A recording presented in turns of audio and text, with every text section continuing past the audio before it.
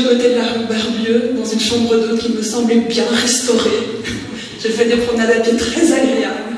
Mais c'est vrai qu'on trouve quand même pas mal de logements et de bâtiments abandonnés. C'est assez malheureux. Et je vais vous proposer... Il faut que tu commences. Voilà, très bien. Et moi, je voulais vous proposer donc, de parler de mon point de vue associatif, donc de l'atelier de recherche et d'action urbaine. J'ai une association des luttes urbaines historiques, mais aussi contemporaines. Il y a encore des luttes urbaines, entre autres sur les enjeux des opérations de démolition, reconstruction. Et donc, l'avantage qu'on a à la Rose, c'est qu'on travaille donc à l'échelle de la région Bruxelles-Capitale. On est une association généraliste, on n'est pas seulement un comité d'habitants. Donc je pense qu'on a une vue assez globale et je vais vous partager certains éléments tout de suite. Et donc pour orienter la présentation, moi je pensais surtout vous expliquer comment on travaille, essayer de fournir vous expliquer notre méthodologie d'action urbaine, comment on arrive à être un groupe de pression, comment on a des succès dans la sauvegarde de bâtiments, dans la sauvegarde de logements sociaux, dans la lutte pour préserver une qualité de vie en ville. Et donc c'était un peu le plan de la présentation. Évidemment, je connais aussi très bien le contexte des institutions bruxelloises, de la sauvegarde du patrimoine, ce que font les administrations, ce qu'elles font de très bien en termes d'inventaire, de classement, et donc je peux aussi répondre sur ces questions-là, même si dans mon travail quotidien, je suis plutôt dans la critique, mais il y a énormément de choses très positives qui se font aussi à Bruxelles en termes de sauvegarde du patrimoine. Une autre chose, voilà, elle est là. Voilà. Une autre chose importante à comprendre et que je veux tout de suite dire de façon très honnête, c'est qu'on n'est pas une association de défense du patrimoine. Moi, quand je suis arrivée à l'Aro, j'ai d'abord pendant 10 ans écrit des analyses en urbanisme avant de reprendre la direction, avec notre CA, avec la direction. Dès qu'on voyait dans le journal l'Aro, association de défense du patrimoine, on disait, ils ont encore rien compris, on n'est pas une association de défense du patrimoine. Et je pense que c'est ça qui fait notre force. On est une association de défense du droit à la ville et de la ville habitée. C'est ça, alors c'est un des premiers éléments à rappeler. Ça ne veut pas dire qu'on ne s'intéresse pas au patrimoine urbain, en fait, on fait ça tout le temps, toute la journée. Mais ce qui nous intéresse, c'est l'animation urbaine, et c'est la ville comme lieu d'émancipation politique, comme lieu de vie tout à fait intéressant pour la défense du patrimoine urbain au service d'une ville juste habitée. Le combat de l'Aro, c'est la ville juste, la justice en ville. Et évidemment, l'Aro elle est dans un contexte tout à fait particulier, dans le contexte finalement d'édition du droit à la ville d'Henri Lefebvre. Il y avait 4 fondateurs à l'origine. Il y en a toujours un qui nous suit, il y en a toujours 2 qui sont encore très présents, René Chombaud et Maurice Culot, que vous connaissez peut-être comme architecte, qui œuvre plus à Paris qu'en Belgique maintenant. Mais donc on avait un sociologue, on avait un curé, un théologien, un architecte donc et un avocat. Et c'est avec cette transdisciplinarité que ce groupe de défenseurs de la ville et de Bruxelles ont créé l'Aro. Alors, le fil rouge de l'Aro, c'est donc le premier combat de l'Aro, il est lié à la démocratie urbaine. C'est pas donc une association de défense du patrimoine à l'origine. L'Aro s'est battue contre les démolitions, pour la rénovation urbaine, pour la réparation de la ville, mais le fil conducteur de l'action, c'est la démocratie urbaine et le droit à la ville. Alors j'ai mis comme ça je me suis demandé quelle citation, quelle expression, quelle formule on citait tout le temps. Alors, ce qu'on retrouvera tout le temps dans les discours de l'Aro, c'est l'ère de la ville rend libre. Alors, je ne vais pas recontextualiser historiquement ce credo. Je pourrais le faire après, mais voilà, ça rejoint l'idée que je vous annonçais tout à l'heure de défendre la ville comme lieu d'émancipation. Alors, le plus important pour l'Aro, vraiment le plus important, c'est publicité, sauvegarde du peuple. On allait justement, la semaine dernière, faire une petite mission d'études à Verviers, ville sinistrée par les inondations, mais aussi par la spéculation, parce que je me suis rendu compte qu'il y a beaucoup de choses sur les inondations quand on fait des plans d'expropriation et de démolition. Et puis visiblement, il n'y a pas besoin de l'inondation. Aussi, je pense qu'il se passe ici pour avoir des projets de démolition. Mais bref, sur le fronton de l'hôtel de ville de Verviers est inscrit publicité, sauvegarde du peuple, et c'est une formule qu'a fait sienne l'Aro depuis son existence. Et donc, le premier combat de l'Aro, je disais, c'est la démocratie urbaine, mais l'exigence concrète avec ça, c'est l'idée de transparence dans le développement des dossiers urbains, dans les demandes de permis, dans des négociations politiques, et c'est cette exigence de transparence sur laquelle on est toujours aujourd'hui. C'est vraiment le fil conducteur, et quand on a fait cette visite, j'ai essayé de poser quelques questions sur pourquoi on en arrive là pour le quartier de l'Alma, j'ai bien cru comprendre que c'était aussi un très gros souci, c'est l'accès aux documents, l'accès aux informations, mais pas que pour les experts, pas que pour les professionnels, pour tout le monde. Et c'est là-dessus que la Roue s'est battue, et c'est là-dessus que la Roue a eu des victoires, aussi avec une fédération de comités d'habitants qui s'appelle Interenvironnement Bruxelles. Mais c'est vraiment là que c'est tout joué pour mettre en place nos outils d'action. Donc, là j'ai repris notre objet social, les statuts, je ne vais pas m'attarder parce que je sais que j'ai un PowerPoint trop long. Notre charte urbaine, j'y reviendrai, on l'a justement réécrite en fin d'année passée. Donc, avant de revenir sur l'enquête publique et sur la question de l'accès aux informations dans les demandes de permis, qui est une base de travail toujours aujourd'hui, et il faut être vigilant quant à ces droits acquis. Dès qu'il y a un droit acquis dans l'urbanisme, il faut toujours se battre pour le garder, parce qu'on peut très subtilement, en révisant les règlements et les codes d'aménagement du territoire, régresser. Entre autres sous prétexte de co-construction et plein de choses critiques aussi. Mais donc, ce que vous avez bien compris, c'est qu'à la Roue, on est d'abord une défense du droit à la ville, et je voulais aussi partager avec vous cette problématique et cette inquiétude qu'on a aujourd'hui, parce que, bon, de manière assez évidente, quand on arrive à Roubaix, dans d'autres villes du Nord, dans n'importe quelle ville en fait, on se rend compte qu'il y a eu une sorte de désamour vis-à-vis du milieu urbain depuis, alors ici la désindustrialisation, mais bien d'autres choses, et une paupérisation des villes avec un exode des populations urbaines vers les périphéries, c'est quelque chose qui est connu autour de toutes les villes. À Roubaix, ça semble quand même assez sensible, la paupérisation de la ville. Donc, à Bruxelles, ça l'est aussi, dans une moindre mesure, mais c'est toujours la région la plus pauvre de Belgique, même s'il y a une concentration de richesse, il faut le savoir. Et donc, cette défense de la ville et du milieu urbain, aussi comme un pilier de la politique environnementale, elle est très compliquée aujourd'hui, quand on est confronté à des discours qui, encore plus que dans les années 60, viennent disqualifier le milieu urbain sous prétexte de... moi j'ai vu ça en lisant un peu dans plein de journaux français, il faut quitter la ville, il y a eu beaucoup d'ouvrages de géographes, là j'en ai mis quelques-uns, tout à fait pertinents, si on prend ce que vous voyez ici, les métropoles barbares,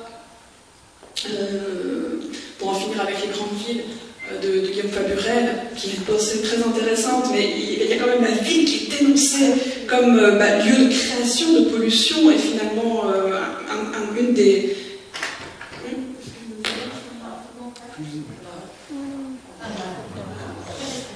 Et donc, je ne vais pas m'attarder, c'est un beau débat à avoir, mais défendre la ville aujourd'hui, ça me semble encore plus compliqué qu'il y a quelques années, que dans la période des années 60.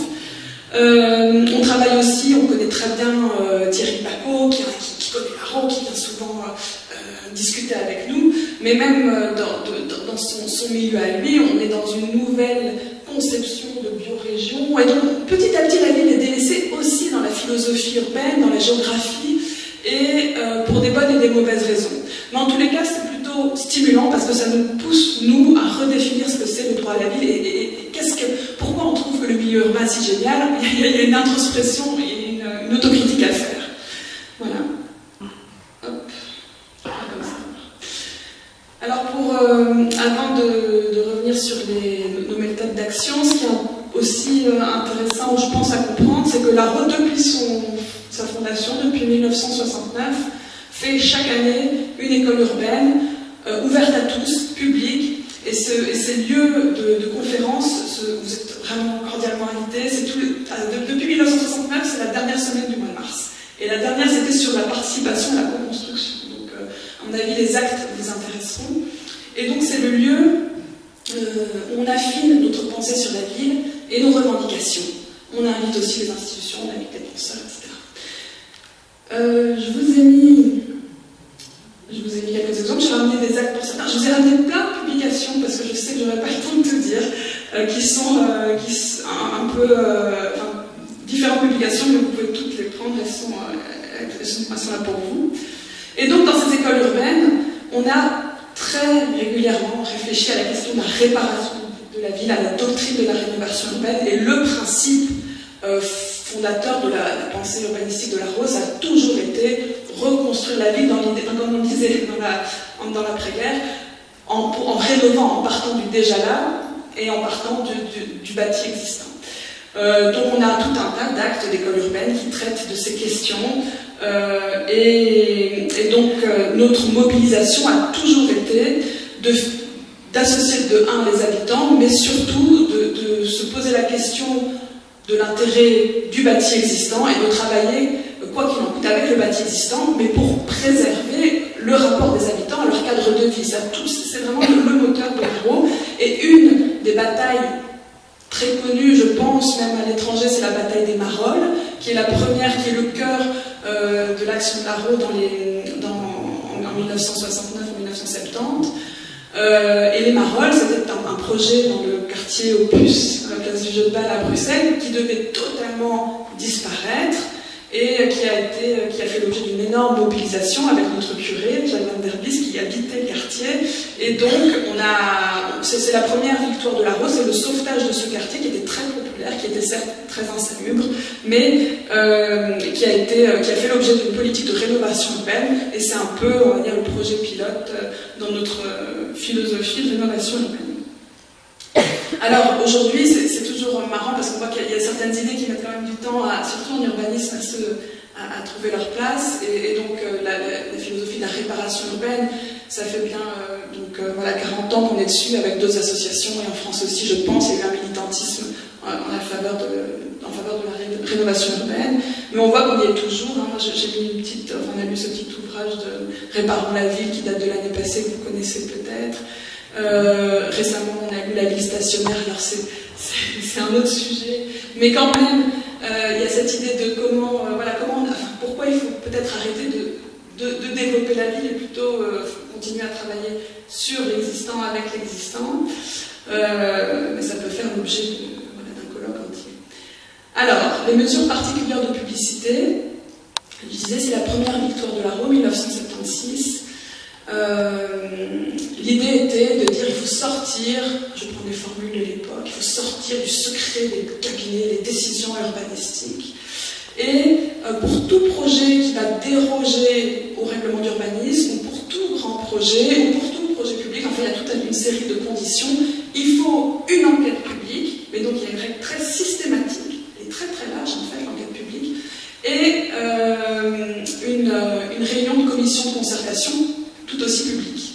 Et donc c'est ce package enquête publique, commission de concertation, que nous on appelle les mesures particulières de publicité, et qui nous permettent aujourd'hui d'agir, d'interagir sur énormément de projets à Bruxelles, et aujourd'hui pas que nous, enfin tous les comités d'habitants, tous les habitants, en fait quiconque, c'est comme ça que c'est rédigé dans la loi, quiconque qui habite à Bruxelles, peut réagir à une enquête publique. Ça veut dire quoi? Ça veut dire qu'il ne faut pas être simplement voisin d'un projet, qu'il faut pas, on peut habiter à 3 km, mais quand même avoir son mot à dire. Dans la défense du patrimoine, c'est tout à fait important de le signaler. Et on peut être aussi, donc on peut à la fois écrire son avis, le publier, l'envoyer à l'administration, mais venir le redire de manière publique devant la commission de concertation. La commission de concertation, ce sont donc les représentants des administrations. Et donc il y a cette réunion publique, mais après la décision se prend au huis clos. Et la décision, c'est que la commission rend simplement un avis. Mais c'est quand même important parce que cet avis, généralement, il doit être suivi. Et s'il n'est pas suivi, il faut bien motiver. Donc il y a tout un encadrement d'enquête publique qui me semble assez systématique, précis, aussi en termes d'accessibilité des plans, des bâtiments, de la sonométrie. Donc on pourra y revenir. Mais c'est vraiment notre outil de travail et tous les jours, ça nous permet de prendre connaissance de plans plutôt en amont. Alors, on trouve tous qu'il n'y a pas assez de débat en amont, ça c'est le véritable problème en urbanisme, mais il y a quand même encore une capacité d'action au moment de l'enquête publique. Alors, là, je signalais juste, ça c'est un débat qu'on a eu et une prise de position qu'on a eu il n'y a pas longtemps, mais ça me semble intéressant de le dire maintenant. Il y a eu une possibilité de régression récemment, fin 2022, par rapport à cette enquête publique à Bruxelles, parce que la secrétaire d'État au logement, qui gère le logement social, a eu cette idée que pour que ça aille un peu plus vite, les projets, pour tout ce qui concerne le logement social, les logements publics, il n'y a peut-être pas besoin d'enquête publique. Mais quand même, enfin, c'est justement un projet qui intéresse le public, c'est un projet collectif, mais sous prétexte d'une politique sociale, on aurait pu balayer l'enquête publique. Donc nous, on est toujours vigilants par rapport à ces déclarations qui sont bien sûr au MIPIM, hein, qui ne sont pas à Bruxelles, et donc on réagit, et c'est aussi, je pense, un débat intéressant à avoir, c'est que l'intérêt général, l'intérêt collectif, il ne se décrète pas non plus, il se co-construit. C'est pas si évident de savoir qu'est-ce qui fait partie de l'intérêt général ou pas, et les habitants ont évidemment encore plus le mot à dire sur des projets de logements sociaux, de logements publics, d'équipements collectifs, et donc, voilà, on continue de travailler sur ces mesures particulières. Nous, c'est à l'occasion de l'enquête publique, mais surtout à partir du moment où les journalistes prennent connaissance de la date de la commission de concertation, que là, on a un bon levier d'action en tant que groupe de pression en urbanisme. Parce que les journalistes vont nous appeler, vont appeler d'autres comités d'habitants, et vont se dire c'est quoi la position de l'ARO, et ça permet d'avoir une bonne visibilité dans la presse et de rendre public des projets dont parfois personne n'avait idée. Et là, vous avez tout un... Moi, j'ai pris quelques exemples pas trop vieux, mais surtout qui me permettaient de vous montrer qu'on a quand même affaire à des projets de démolition à Bruxelles. Mais franchement, pas de l'ampleur de ce qu'on a vu, et certainement pas de logements, aussi des jardins ou logements sociaux comme ce qu'on vient de voir. Moi, j'étais assez... À l'Allemagne, j'étais assez... scandalisée. Moi, je me disais, demain, on fait un communiqué de presse commun, c'est bon. Enfin, c'est délirant, c'est délirant. C'est vraiment délirant. Hein. Je halluciné. Donc, voilà, ça on peut participer. Mais nous, on est quand même confrontés à de nombreux projets de démolition, surtout des projets de démolition d'immeubles tertiaires, d'immeubles de bureaux, sous prétexte que c'est compliqué de faire du logement social quand il y a par exemple des plafonds trop hauts ou des choses. Voilà, c'est comme s'il n'y avait pas de créativité architecturale pour répondre à des contraintes de ce type. Et on est aussi confronté à des projets de démolition qu'on essaye de combattre, hein, et on y arrive, on va dire, quand même 2 fois sur 3. Des projets de démolition qui sont liés à un patrimoine plus post-moderniste. On n'aura plus des projets de démolition, je pense, hein, de cités ouvrières, de logements dans le 19e, c'est très ponctuel. Les monuments, le patrimoine néoclassique, il faut encore se battre, mais il commence à être connu. Nous, on a créé une biennale néoclassique pour ce paysage plus commun, etc. Mais le patrimoine postmoderniste, qui me fait un peu... Enfin, l'AMA me fait penser à cette architecture postmoderniste, hein, c'est qu'on recrée des formes urbaines à échelle humaine, on reprend un langage qui est plus classique. Ça ne veut pas dire qu'il n'y a pas de créativité, mais il est complètement banalisé aussi, et ce qui est complètement fou, c'est que c'est souvent un patrimoine qui n'a pas 30 ans, ou qui a 40... Nous, on a eu des projets qui ont été inaugurés en 98, et qui se retrouvaient avec une enquête publique pour une démolition. C'est le cas de, là, vous voyez, bâtiment KBC, en lieu et place de bâtiments postmodernes ou de banques, enfin... Et donc, c'est ce que disait un peu plus tôt Myriam, c'est pas forcément qu'il y a un intérêt esthétique énorme, mais c'est aujourd'hui, dans une urgence climatique en plus qu'on connaît, c'est complètement fou de se dire qu'on va pas tirer parti des matériaux qui ont déjà été acheminés, qui sont là, qui tiennent debout. C'est pas normal, c'est vraiment pas normal. Et voilà, donc et là, pour tout un quartier comme ça, c'est assez fou pour ce qu'on vient de voir. Alors, ça me fait penser que je ne l'ai pas mis dans la présentation, mais on voyait qu'on n'était pas assez bien outillés, nous, en tant qu'association, dans les bilans carbone qu'on faisait. Et donc, on s'est, c'est eux d'abord qui sont venus vers nous, mais l'antenne belge des Shifters, que vous devez connaître, hein, je peux dire Jean Covici, mais c'est pas lui qui est à Bruxelles, qui on va pas parler nucléaire et tout ça, mais sur plein de choses, et les bilans carbone, ils sont intéressants, et ils ont des outils, ils ont des formations pour ça. Et donc on a fait avec d'autres associations, on a fait une conférence l'année passée, une journée d'études, sur les opérations de démolition et de reconstruction, et avec une autre association qui travaille avec nous, qui a mis au point un tableur, qui nous permet, nous, de faire nos bilans carbone et les bilans carbone de projets alternatifs au moment des enquêtes publiques, pour avoir d'autres scénarios et des contre-projets, etc. Et puis estimer l'ampleur des dégâts en termes de bilan carbone.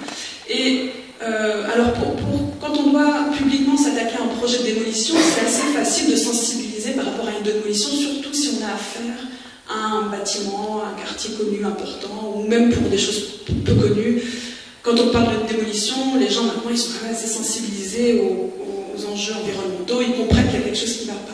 Mais c'est toujours plus compliqué d'expliquer que quand on démolit, il va falloir reconstruire. Et que c'est la reconstruction qui coûte le plus en termes de bilan carbone, et que c'est aussi la reconstruction qui va impacter le plus la ville habitée, les chantiers, etc. Et c'est pour des raisons, c'est aussi pour cette raison-là qu'il faut travailler à partir du bâti existant. Et peu importe l'intérêt esthétique et architectural. Hein, bon, alors, sauf s'il y a une grande insalubrité qu'il faut. Mais c'est aujourd'hui quand même assez rare de ne pas pouvoir réhabiliter des bâtiments. Donc là, il y a toute une série de projets sur lesquels je pourrais éventuellement revenir. Je pense pas maintenant, mais, parce que le temps sera compté, mais vous êtes les bienvenus à Bruxelles si vous voulez voir des choses et comprendre comment travailler.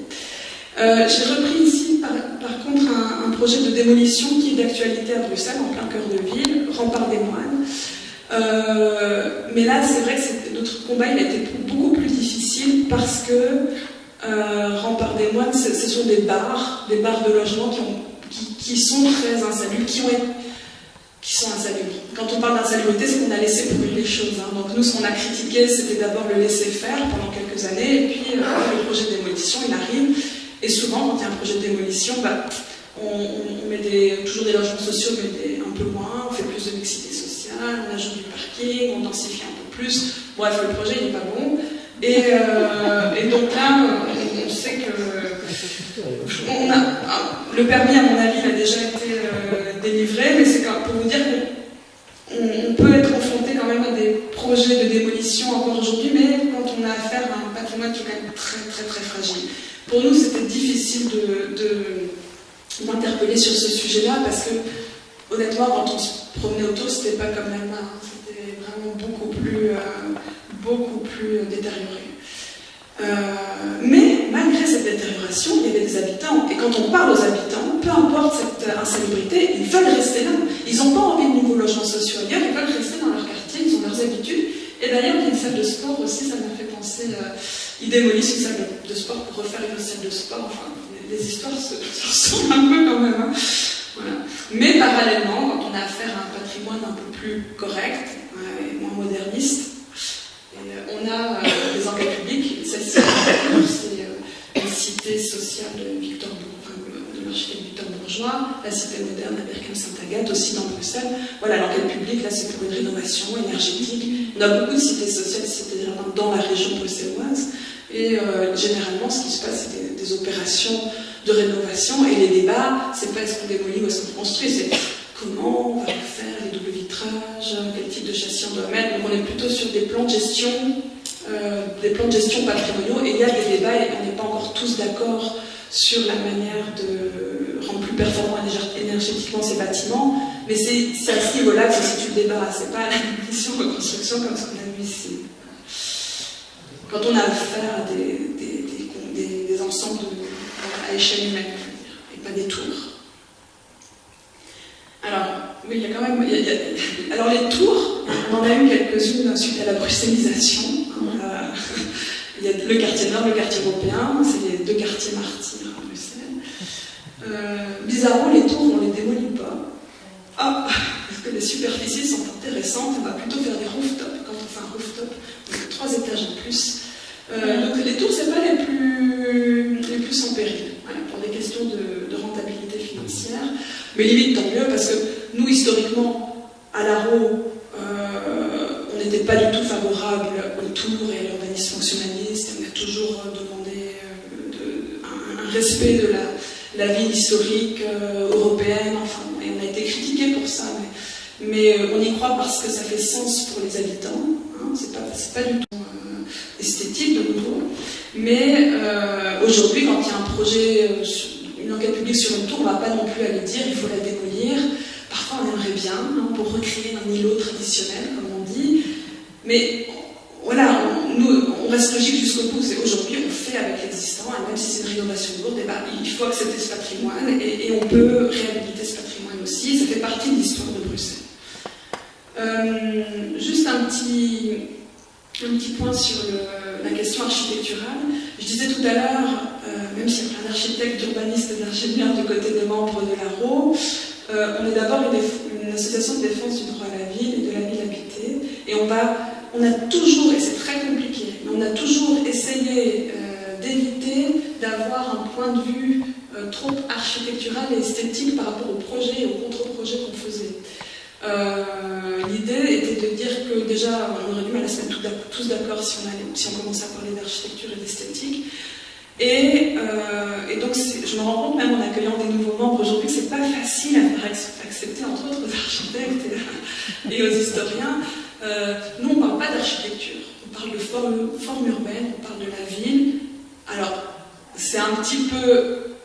on exagère un petit peu quand on dit ça, parce que je vais vous montrer, on fait des tonnes de visites guidées sur l'architecture, donc évidemment que ça nous intéresse, évidemment qu'on en parle, mais ça ne va pas être le propos de nos contre-projets, de nos propositions. Ce n'est pas la finalité, et je pense que c'est vraiment...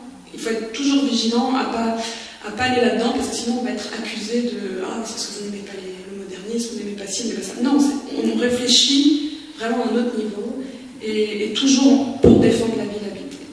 Alors là, j'avais préparé un point là-dessus, mais j'imagine qu'on n'aura plus trop le temps, mais pour l'ARO, le parent pauvre de la politique patrimoniale, c'est les espaces publics, et ça dans toute l'Europe. Et c'est dramatique, et je disais, je ne sais plus à qui tout à l'heure, j'étais très déçue de ne pas avoir plus de pavés dans cette ville. Vraiment, je m'attendais, parce que j'ai fait ce bouquin, La pavée de Bruxelles, pour défendre le patrimoine pavé, la repose des pavés, un peu... Voilà, ils sont sous l'asphalte, donc c'est pas perdu. Un jour, on aura besoin d'eux, ils vont réapparaître. Ça a été une défense qu'a faite Jean-François. Maintenant, les imports de Chine. Mais nous, donc on a fait beaucoup dans les quartiers industriels, on a fait pas mal de campagnes pour préserver le patrimoine pavé. C'est beaucoup plus difficile de défendre les pavés et le patrimoine de nos rues que de défendre des arbres. Les arbres, les abattages, c'est énorme. Ça, c'est logique, mais évidemment, voilà. Mais les pavés, les gens ont une mauvaise image parce que c'est pas entretenu. De nouveau, c'est parce que c'est pas entretenu. Et ça fait partie du quotidien et de l'histoire de nos villes du Nord. Et donc, c'est pour des questions purement écologiques, c'est complètement fou de ne pas profiter de ce patrimoine et de ces pierres. Et je trouve ça aussi assez étonnant qu'on ne fasse pas encore plus systématiquement de bilan carbone. Enfin, je ne sais pas si vous faites beaucoup de bilan carbone en général par rapport aux enquêtes publiques ici, mais c'est fou de ne pas en faire plus pour les espaces publics, parce que ça consomme aussi énormément d'énergie et de matière, et qu'on ne réfléchit pas assez en termes de durabilité. Ça fait rire quelqu'un? Non, on a un exemple. La phase de Trichon.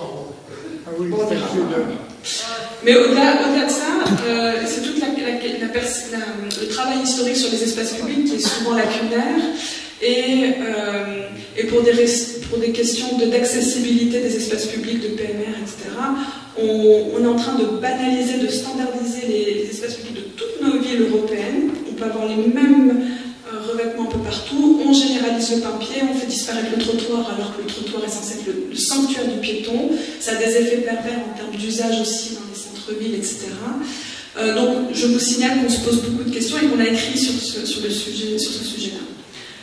On veut des contre-projets, on a sauvé le bâtiment que vous voyez là par des alternatives, des contre-projets, de mobilisation alors que ce n'était pas classé. On trouve toujours des solutions. Là, c'était pour un campus, une université. Finalement, voilà, on leur a refourgué une tour qu'on lui a laissé ce bâtiment-là. Et là, il y a toute une méthodologie de pétition de classement. Je ne sais pas si ça existe ici. Donc, des pétitions pour... il faut 150 signatures avec numéro de carte d'identité, etc. pour demander le classement d'un bâtiment. Le fait de déposer la demande de classement, ça donne une visibilité médiatique. On a fait à cette occasion des flyers et tout un tas de choses, et donc ça nous a permis de travailler très concrètement sur le sauvetage de pas mal de bâtiments. Il y a des contre-projets qui fonctionnent un peu moins. La bourse, voilà, ça je pourrais en reparler, mais c'est un bâtiment connu chez nous. Et je voulais simplement revenir sur le fait qu'à l'Aro, au-delà de nos analyses, de nos communiqués de presse, des conférences, des écoles urbaines, on a des fonds propres, on a des ressources financières, ça nous fait vivre. On a une énorme offre de visites guidées, entre autres à revoir des cours, ça marche bien, et qu'on a un beau patrimoine. Mais donc on a un énorme planning de visites publiques, et aussi on fait pas mal de visites pour des groupes, pour des missions d'études aussi, pour des urbanistes. Mais la visée première des visites guidées de l'Aro, c'est des visites qui, de nouveau, doivent permettre de renforcer le contrôle des habitants sur le devenir de leur ville. C'est pour ça qu'elles ont été créées, les visites. Et donc, on a encore pas mal de visites qu'on fait presque gratuitement dans les quartiers, vraiment pour un prix symbolique, mais sur des enjeux contemporains. On va toujours les actualiser en fonction des enquêtes publiques. On travaille avec une équipe de presque une trentaine de guides maintenant qu'on forme tout le temps, pour qu'ils soient, même si c'est des historiens d'art, il faut qu'ils soient au courant des enjeux d'actualité contemporains. Donc c'est un boulot énorme. J'ai 3 collègues qui travaillent que sur cette offre de visite guidée. Vous avez compris, comprendre la ville pour mieux la défendre, c'est le credo. Et je vais finir avec ça parce que j'ai bien compris que, il faut commencer par la sensibilisation, et la mobilisation sera d'autant meilleure que les habitants se sentent concernés et comprennent un peu mieux leur patrimoine. Et leur patrimoine vu vraiment au sens large, le patrimoine urbain, le patrimoine des espaces publics. Et voilà, on a aussi quelques grands événements, dont le Banal Festival, c'est le festival Art Nouveau Art Déco qu'on fait depuis presque 20 ans, et en partenariat avec les Hauts-de-France et le printemps de l'Art Déco, je crois. Voilà. Oui, il y a eu ça l'année dernière, c'est ça. Et là, en baladant, je me suis dit, en fait, il faudrait faire autre chose avec Roubaix, l'île Roubaix, je ne sais pas quel niveau, en termes de patrimoine éclectique, néoclassique éclectique. Je sais pas comment en histoire de l'art, comment ils définissent ce patrimoine post-néoclassique avec des fioritures. On parle de éclectique. Voilà. Et ben, on est en train de mettre en place une biennale éclectique. Et je pense qu'il y a peut-être un parrainage, oui, d'autant qu'il y a un livre qui a été édité spécifiquement là-dessus, sur la métropole lilloise. Voilà. On viendra peut-être vous voir à cette occasion-là. Sous la direction d'un certain Maurice Culot. Ah bah oui, c'est ça, il aurait pu nous transmettre l'information. C'est bon. Ben voilà, c'est bon. Oui, venir. Très bien. Alors, en tout cas, je sais pas, ça donne envie peut-être un peu de...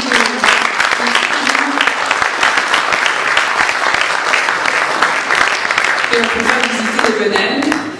Alors, peut-être qu'on organisera une visite à Bruxelles. Alors, je vais donner...